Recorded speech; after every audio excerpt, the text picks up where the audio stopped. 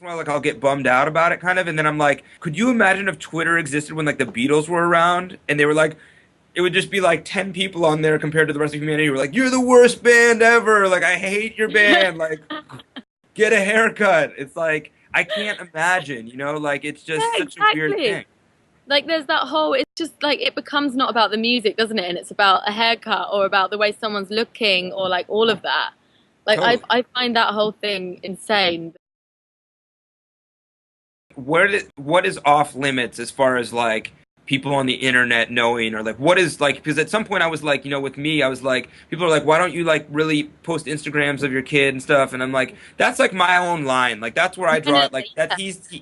like I like the stuff I do may be for the world but like that stuff is not for the world It like is a that's job. It's like any job, you know. You have a job, it's separate to your personal life. totally That's if you worked in an office, you wouldn't, you wouldn't involve your kid in that, and you wouldn't, there has to be a line because you have to be able to come home at the end of the day from a job and separate that because otherwise you'd go insane.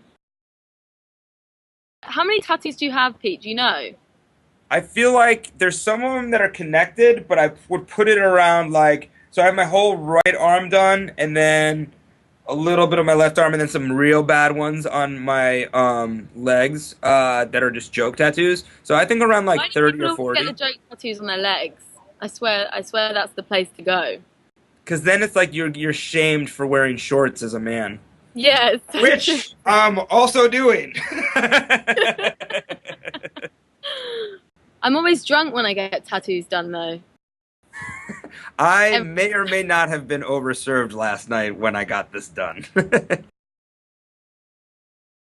So this guy right here, it's from this movie called Howl's Moving Castle, and this guy's name is Howl, and this is like the girl in the movie that is in love with him, and he's like a little kind of bird man, and I like kind of identify with him a lot because he's fighting this, it's a Miyazaki movie, so it's like kind of anime and it's Disney or whatever, but he's fighting this like war out of justness and how much he cares and like how much empathy he feels. And then like halfway through the movie, his hair, which is like brilliant and blue, like turns black and he like gets super depressed and they're like, "Are you still fighting?" And he's like, "I can't. My hair looks so horrible." And I was like, I can totally relate to this guy. He's got such a like cause, and then like the moment his hair feels off, he's like, "I just can't go on."